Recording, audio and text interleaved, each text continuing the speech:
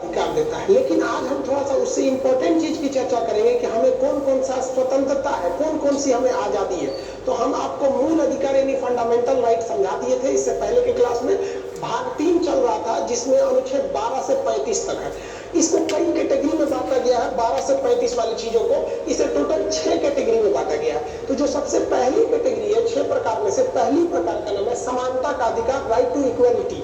ये कहां से है भाई? तो 14 से 18 तक है। तो ये तो हम आपको कंप्लीट बता दिए हैं। अब बताते हैं आपको स्वतंत्रता का अधिकार कि हमें कौन कौन सी आजादी है, और ये आपको जानना बहुत जरूरी है कि आपको आखिर अधिकार कौन है और कैसे सुप्रीम कोर्ट के मुख्य न्यायाधीश को चैलेंज करने के बावजूद भी सुप्रीम कोर्ट के वकील प्रशांत भूषण केवल 1 रुपए का जुर्माना के शिकार हुए, जबकि उनके पीछे 5-5 जज पड़े हुए थे। तो क्योंकि उन्हें अपनी स्वतंत्रता का अधिकार पता था। तो ये बहुत इंपॉर्टेंट है। इसकी चर्चा करते हैं। स्वतंत्रता का अधिकार ये कहां से कहां तक है? तो ये आपका अनुच्छेद 19 से लेकर 22 तक है। तो पहले हम चर्चा करते हैं अनुच्छेद 19, आर्टिकल 19। इसे हम लोग संविधान की रीढ़ कहते हैं, बैकबोन ऑफ कॉन्स्टिट्यूशन। जबकि कहेगा संविधान की आत्मा किसे कहते हैं, तो फिर वो आर्टिकल 32 हो जाएगा। और किस भाग को आत्मा कहते हैं? तो जब अनुच्छेद की बात करेगा तो 32 भाग की बात करता है तो फिर प्रस्तावना हो जाता है। संविधान की कुंजी किसे कहते हैं? तो वो प्रियम्बल को कहते हैं। ये आगे चर्चा करते रहेंगे। तो अनुच्छेद जो 19 है ये हमारे संविधान का बैकबोन है। तो सोच सकते हैं कितना इंपॉर्टेंट है। अब इसमें टोटल पहले 7 प्रकार के राइट्स दिए गए थे, अभी केवल 6 है। तो हम इन 6 की चर्चा करते हैं, जिसमें सबसे महत्वपूर्ण है अभिव्यक्ति की स्वतंत्रता। हमें अभिव्यक्ति की आजादी है, यानी एक्सप्रेशन की आजादी है। तो अभिव्यक्ति का मतलब क्या होता है? हम जो चाह रहे हैं बोलना वो आपको दिखा सके।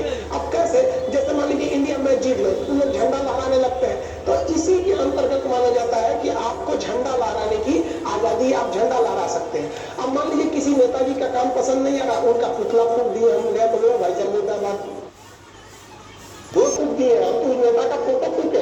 तो आप अपने विरोध को अभिव्यक्त करने के लिए, एक्सप्रेस करने के लिए उसका पुतला फूकते हैं, कोई दिक्कत नहीं है। तो ये पुतला फूकने की भी आजादी जो है वो अनुच्छेद यही देता है। कौन सा? 19 का फर्स्ट आर्टिकल देता है। इसमें कहा गया कि हमें बोलने की आजादी है। तो आप बताइए, जब हमें बोलने की आजादी है तो इसी में ना छुपा होगा कि हमें पूछने की भी आजादी है। अगर हम बोलते हैं तो पूछेंगे तो वो भी बोलेगा। तो दोनों बतिया तो एक है। अगर हम बोल रहे हैं, किसी सवाल पूछ रहे हैं, बोल रहे हैं, कौन सी आंसर होगा? अगर वो आंसर दिया तो मेरे हिसाब से तो आंसर है, लेकिन उसके हिसाब से तो बोल रहा है।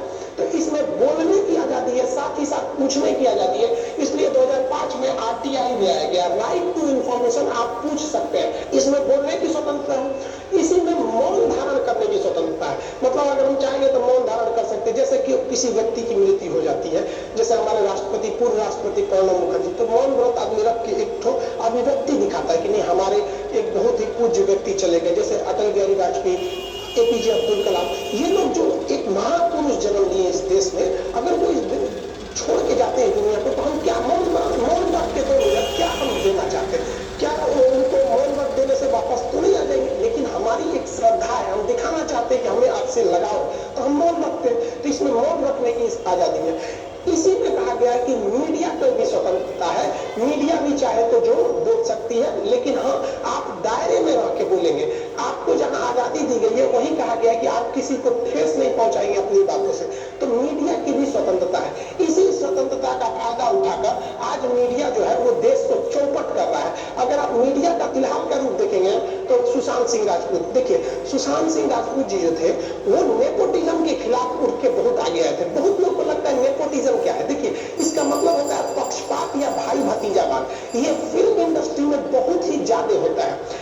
जैसे श्रीदेवी तो रही नहीं, लेकिन हम कंफर्म कहते हैं कि उनकी बेटी हीरोइन हो जाएगी। शाहरुख खान का बेटा हीरो हो जाएगा, जैकी श्रॉफ का बेटा हीरो हो ही गया। क्या नाम है उनका? कौन सा श्रॉफ? टाइगर श्रॉफ। ये क्या है? भाई भतीजावाद। इंडियन फिल्म इंडस्ट्री जो है हॉलीवुड ना, ये क्या है? ये हॉलीवुड नहीं, बॉलीवुड। तो ये क्या चीज है? ये एक भाई भतीजा। यदि अगर किसी के बाबा या दादाजी अगर कुछ भी हीरो है तो उनको हीरो होना फिक्स है। आप इसका एकदम अच्छा एग्जाम्पल समझिए। एक क्रिकेटर विराट कोहली, विराट कोहली ने शादी किया अनुष्का शर्मा से। अनुष्का शर्मा हीरोइन है। अब इनसे जो लड़का पैदा होगा, मान लीजिए कि वो बेटा पैदा हुआ सपोज, अब वो बेटा चाहेगा कि हम पिता की तरह क्रिकेटर बने, तो कंफर्म नहीं बन पाएगा। क्योंकि अगर उसमें योग्यता है तभी वो भारतीय क्रिकेटर इंडस्ट्री में आ पाएगा। लेकिन अगर वो क्रिकेटर नहीं बन पाए ना, तो हम आपको 110% गारंटी देते हैं कि उनकी जो मम्मी है अनुष्का शर्मा, उसको तो हीरो बना ही देंगी। ये होता है नेपोटिज्म। यानी अगर आपका बॉलीवुड में पहुंच है तो आप हीरो बनना फिक्स है, नहीं तो लात जूता खाते रहिए। ऐसे में कहे तो एक कहता है कि बोलने की स्वतंत्रता, आप कुछ भी बोल सकते हैं। दो कहता है कि अगर आप अच्छा बोलेंगे तो लोगों को आपको बातें सुनने में अच्छा लगेगा, लोग आपसे सुनने आएंगे, तो आप सभा कर सकते हैं, असेंबली कर सकते हैं। तो एक में क्या है, बोलने की स्वतंत्रता, अच्छा बोलेंगे तो सभा कर लीजिए। कितना बेहतरीन ढंग से संविधान को सजाया गया है। इसके सजाने की जिम्मेदारी जो दी गई थी भीमराव अम्बेडकर को दी गई थी। देखिए कितना बेहतरीन समझा है। पहला में 19 के पहला में बोला बोलने की स्वतंत्रता, 2 में बोला सभा करने की। अगर सभा में लोग आपसे जुड़ गए तो आप उनसे मिलकर एक संगठन बना लीजिए, आराम से एक आप एसोसिएशन संगठन बना सकते हैं। तो संगठन डायरेक्ट थोड़े बन जाता है। संगठन बनाने के लिए पहले बोलना पड़ता है, फिर आके 1-2 बार सभाएं करनी पड़ती है, मीटिंग करनी पड़ती है, उसके बाद में संगठन करना पड़ता है। तो आप संगठन बना सकते हैं समझने के लिए। लेकिन ऐसा कोई, देखिए संगठन आपको याद रखे एकता और अखंडता को तोड़ने के लिए नहीं होना चाहिए। आप देश की इंटीग्रिटी और सॉवरेनिटी से नहीं खेल सकते हैं। अब पता चला हमें वो संगठन बना दिए जिसका काम है कि देश को बम चलाओ, मार देगा, सुप्रीम कोर्ट कहेगा भाग यहाँ से, खाली ये पढ़ा है, नहीं पढ़ा है,